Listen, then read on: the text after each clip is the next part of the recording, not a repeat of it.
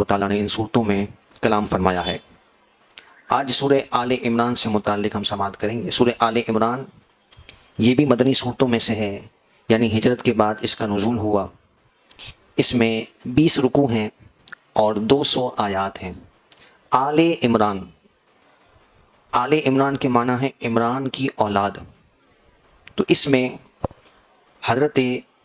سیدہ مریم رضی اللہ تعالی عنہا جو کہ حضرت عیسیٰ علیہ السلام کی والدہ ہیں، ان کے والد ہیں عمران، تو ان کی اولاد کا اس سورہ مبارکہ میں آیت نمبر 33 سے 54 تک ذکر موجود ہے۔ تو اس مناسبت سے اس سورت کو سورہ آل عمران کہتے ہیں۔ سورہ آل عمران بھی بڑی فضیلت والی سورت ہے، اور سورہ بقرہ کے ساتھ اس کی فضیلت حدیث مبارکہ میں یوں ملتی ہے کہ یہ دونوں صورتیں یعنی سورہ بقرہ اور سورہ آل عمران یہ قیامت میں اپنے پڑھنے والے کے لیے اللہ تبارک و تعالیٰ کی بارگاہ میں سفارش کریں گی،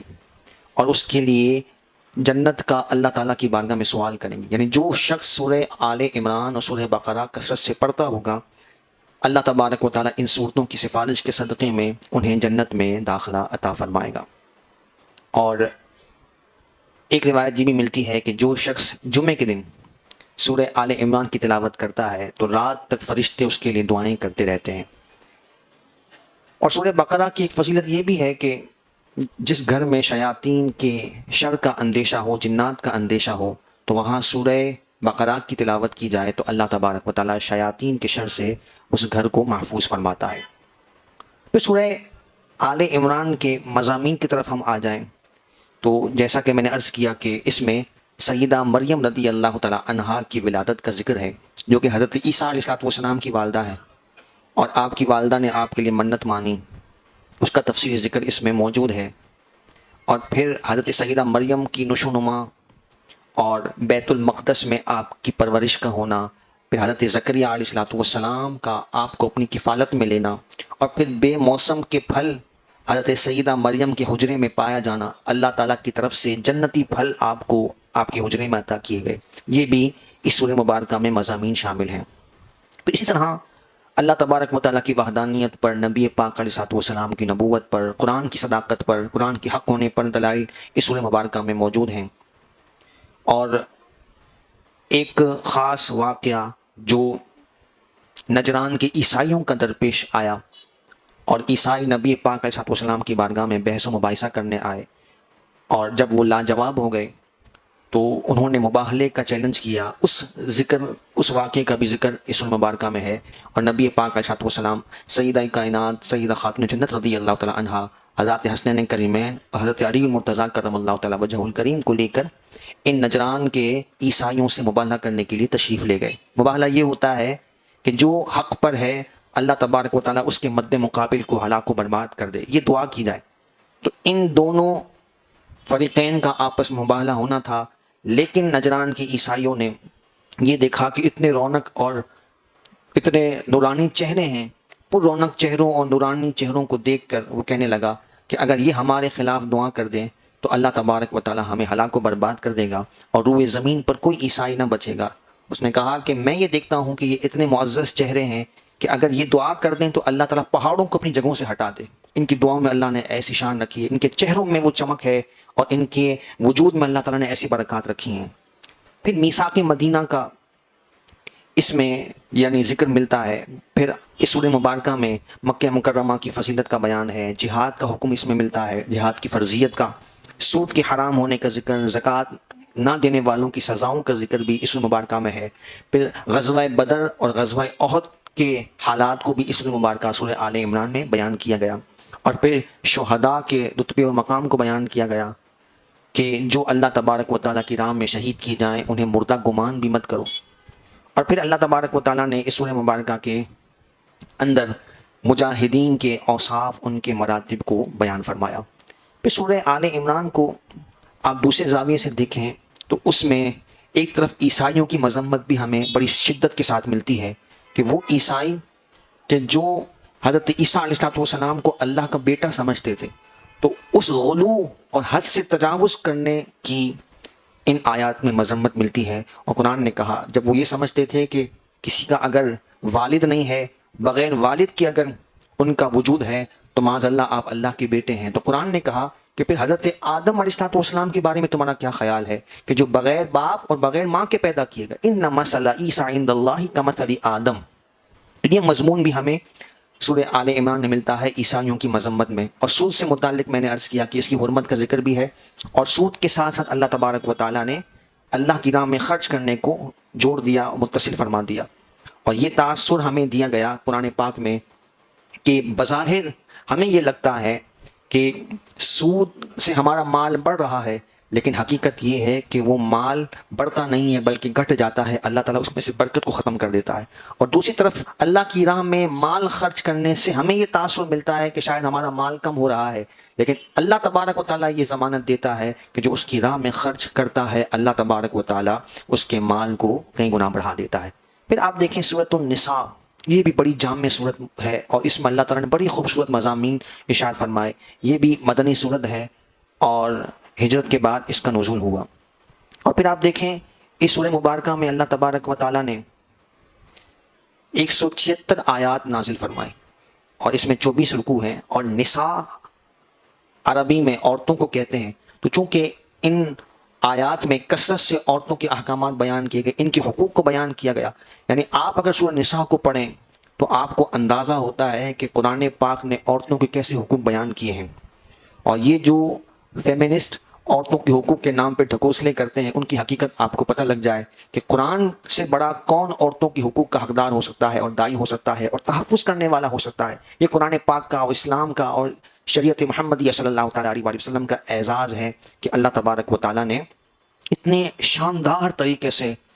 ان عورتوں کے حقوق کو اس سورہ مبارکہ میں بیان فرمایا۔ نبی پاک علیہ السلام کو نے ایک موقع پر حضرت سیدنا عبداللہ بن مسعود رضی اللہ تعالیٰ عنہ کو حکم فرمایا کہ آپ مجھے قرآن سنائیے۔ حضرت عبداللہ بن مسعود عرض کرنے لگے، یا رسول اللہ صلی اللہ علیہ وسلم، قرآن تو آپ کے قلب اطہر پر نازل ہوا ہے، میں آپ کو قرآن سناؤں؟ تو انہوں نے فرمایا کہ جس طرح مجھے قرآن پڑھنا پسند ہے مجھے قرآن سننا بھی پسند ہے۔ تو قرآن سننا بھی نبی پاک علیہ السلام کی سنت ہے۔ حضرت عبداللہ بن مسعود کہتے ہیں جب حضور نے مجھے حکم فرمایا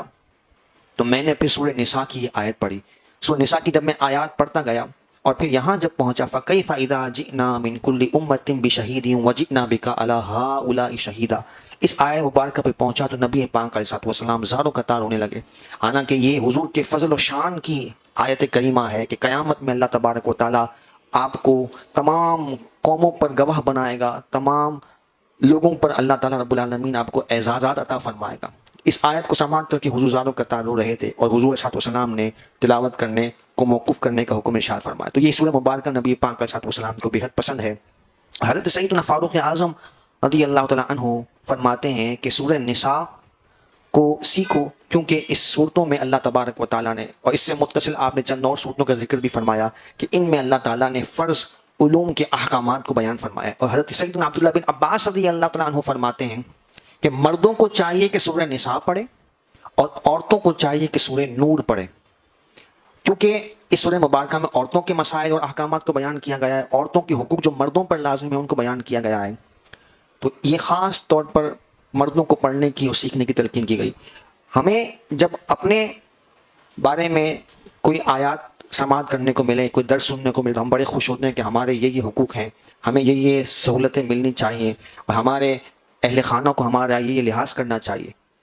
لیکن اس کے برعکس جب پہلو ہے اس کو بھی ہم دیکھیں کہ اللہ تبارک و تعالیٰ نے ہم پر کیا ذمہ داریاں مقرر کی ہیں، وہ احکامات بھی ہمیں سیکھنے اور سمجھنے کی ضرورت ہے۔ اور سورہ نور میں خاص طور پر عفت کا، پاک دامنی کا ذکر ہے، تو خاص طور پر عورتوں کو اس کو پڑھنے کی تلقین فرمائی گئی۔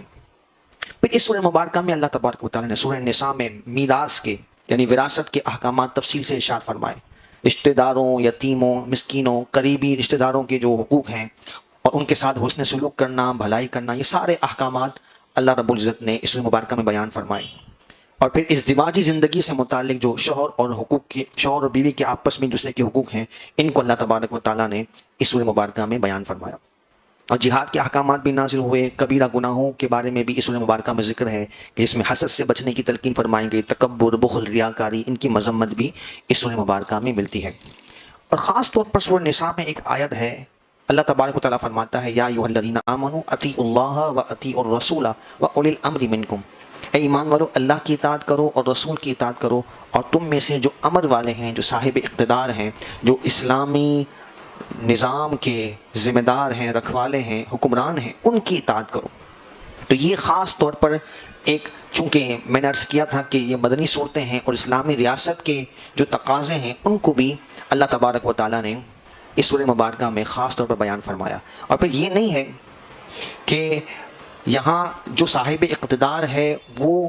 اپنے اقتدار کے نشے میں مست ہو کر جو چاہے کرتا پھرے، اس کی بھی باؤنڈریز اس سورہ مبارکہ میں اور دیگر مضامین میں اللہ تبارک و تعالیٰ نے بیان فرمائی کہ اسے کس طرح سے اسلام کے نفاذ کا انتظام کرنا ہے اور اسلامی حقوق کی پاسداری کرنی ہے اور عدل و انصاف کو قائم کرنا ہے۔ سورہ نساء کا جب آغاز ہوتا ہے تو اس کے شروع میں ہی چونکہ احد کے واقعے کا ذکر ہے جہاں 70 سے زیادہ مسلمان جام شہادت نوش کر جاتے ہیں، اور اب یتیم کثرت سے یعنی پائے گئے جن کے سروں سے باپ کا پردہ یعنی باپ کا سایہ اٹھ گیا، تو اب خاص طور پر یتیموں کا یہاں ذکر ہے کہ یتیم کے مال کو نہ کھاؤ، اور پھر کثرت سے شادیوں کی تلقین یہاں فرمائی گئی تاکہ ازدواجی زندگی میں لوگ منسلک ہوں اور یہ معاشرے کی اور معاشرتی بے راہ روی جو ہے یہ انہیں نقصان نہ پہنچائے۔ پھر امانت داری کا ذکر خاص طور پر ان صورتوں میں بھی ملتا ہے۔ پھر جہاد کا یہاں فلسفہ خاص طور پر بیان کیا گیا کہ جہاد کا مقصد یہ نہیں ہے کہ کوئی خطہ زمین حاصل کر لیا جائے، بلکہ قرآن نے کہا کہ جو کمزور ہیں، مستضعفین فی الارض کے الفاظ قرآن میں ہیں کہ جو کمزور ہیں، جو یتیم ہیں، لاچار ہیں، اور عورتیں ہیں، بوڑھے ہیں، اور ان پر ظلم و جبر ہوتا ہے، تشدد ہوتا ہے، تو اس لیے جہاد کا علم بلند کیا جاتا ہے کلمہ حق کی سربلندی کے لیے۔ کوئی اس میں مال کی حرص و لالچ مقصود نہیں ہے۔ اور پھر اسی صورت میں سورہ نساء میں بشر منافق کا پورا واقعہ ہے کہ وہ باوجود یہ کہ اپنے آپ کو مومن ظاہر کرتا ہے اور یہودی کے ساتھ اس کا تنازع ہوتا ہے، نبی پاک علیہ السلام کی بارگاہ میں وہ آتا ہے اور نبی پاک علیہ السلام یہودی کے حق میں فیصلہ ارشاد فرماتے ہیں۔ تو یہ عدل و انصاف کا بھی پیمانہ اور ضابطہ اس صورت میں ہمیں معلوم ہوتا ہے کہ مدار جو ہے وہ یہ نہیں ہے کہ کون اپنا ہے کون پرایا ہے۔ عدل و انصاف کا معیار یہ ہے کہ جو حق پر ہے اسی کے حق میں فیصلہ دیا جائے، اسی سے ریاست چلتی ہے۔ اگر فیورٹزم ہو یا اقربا پروری ہو، اپنے قریبی لوگوں کے ساتھ اگر رعایت برتی جائے تو پھر اس طرح ریاست کا نظام کبھی بھی نہیں چل سکتا۔ اگرچہ وہ منافق تھا لیکن اپنے آپ کو ظاہری طور پر مسلمان ظاہر کرتا تھا، اور پھر حضرت سیدنا فاروق اعظم نے اس کا سر قلم کیا تھا کہ نبی پاک علیہ السلام کے فیصلے کو اس نے نہیں مانا۔ اور پھر آگے چل کے یہاں پر جہاں عدل کی تلقین فرمائی گئی وہاں یہ بھی فرمایا گیا کہ اگرچہ انصاف کرنا یہ تمہارے اپنے رشتہ داروں کے لیے باعث نقصان ہو، پھر بھی انصاف اور عدل جو ہے وہ ہر حال میں ضروری۔ کہیں بھی ہم فیصلے کی اگر مسند پر ہیں اور کہیں بھی ہمیں کوئی فیصلے کے لیے اپنے گھریلو یا خاندانی معاملات میں بھی اگر کوئی ہمیں نامزد کرتا ہے تو اگرچہ وہ فیصلہ ہمارے خلاف بھی آتا ہو، اگر عدل اور انصاف کے تقاضوں کو ملحوظ رکھا جائے گا اسی میں برکت ہے، اسی میں فوائد ہیں، ورنہ نقصان ہے اور اللہ تبارک و تعالیٰ کی طرف سے ناراضگی کا یہ سبب ہے۔ اور پھر یہودیوں کے جرائم بھی اس میں خاص طور پر ذکر کیے گئے، عیسائیوں کے، کہ عیسائی جو ہے وہ تثلیث کے قائل تھے۔ تثلیث کے معنی تین خدا،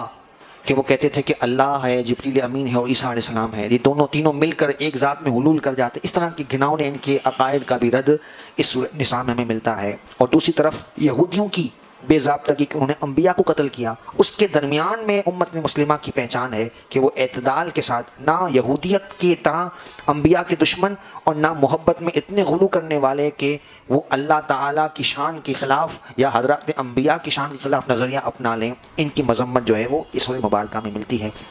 اللہ تبارک و تعالیٰ ہمیں ان صورتوں کی برکتیں اور ان کے فیوز و برکات سے رب العالمین ہمیں مستفیض فرمائے۔ آمین بجاہ نبی الامین صلی اللہ تعالیٰ علیہ وآلہ وسلم۔